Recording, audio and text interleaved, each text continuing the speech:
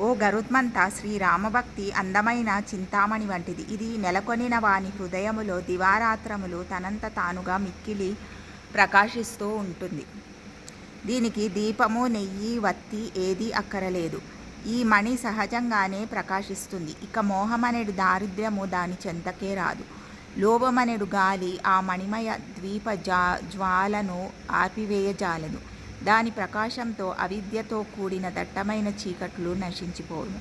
మదమాత్సర్యాది మిడతల సమూహము ఓడిపోవును. ఎవని ఎడదలో భక్తి వసించునో కామక్రోధ లోభాది దుష్టులు వారి దరిచేరరు.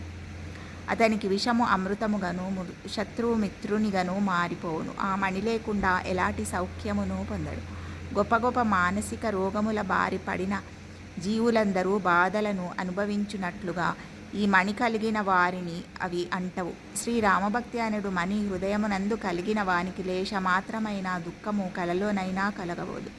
కావున ఇటువంటి భక్తి రూపమగు మణి కొరకై బాగుగా ప్రయత్నించు మనుజుడే ఈ జగత్తునందు చతుర శిరోమణి అనబడును. కాబట్టి మానవులందరూ ఉపరియుక్త పద్ధతులన్నిటి ద్వారా భక్తిని ఆశ్రయించి తమ జీవితాన్ని, జన్మను సఫలం చేసుకోవలెను. హరి ఓం తత్సత్.